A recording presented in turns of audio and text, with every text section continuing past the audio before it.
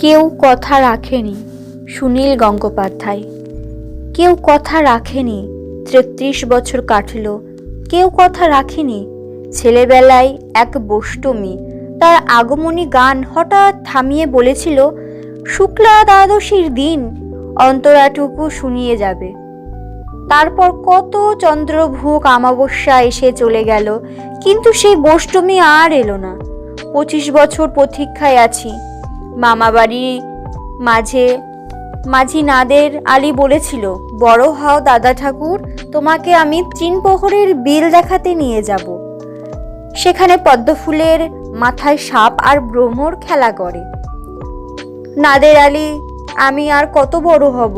আমার মাথা এই ঘরের ছাদ ফুঁড়ে আকাশ স্পর্শ করলে তারপর তুমি আমায় ৩ প্রহরের বিল দেখাবে?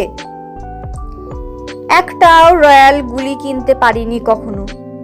লাঠি লজেন্স দেখিয়ে দেখিয়ে চুষেছে লস্কর বাড়ির ছেলেরা। ভিখারির মতন চৌধুরীদের গেটে দাঁড়িয়ে দেখেছি।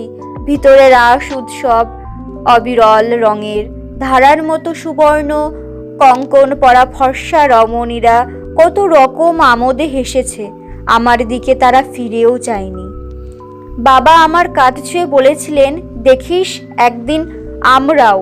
বাবা এখন অন্ধ, আমাদের দেখা হয়নি কিছুই। সেই রয়্যাল গুলি, সেই লাঠি লজেন্স, সেই রাস উৎসব আমায় কেউ ফিরিয়ে দেবে না। বুকের মধ্যে সুগন্ধি রুমাল রেখে বরুণা বলেছিল, যেদিন আমায় সত্যিকারের ভালোবাসবে সেদিন আমার বুকেও এইরকম আতরের গন্ধ হবে।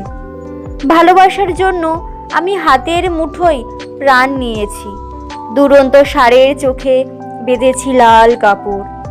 বিশ্ব সংসার তন্ন তন্ন করে খুঁজে এনেছি ১০৮টি নীল পদ্ম। তবু কথা রাখিনি বরুণা।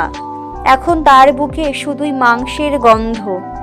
এখনো সে যে কোনো নারী। কেউ কথা রাখেনি। ৩৩ বছর কাটল, কেউ কথা রাখে না।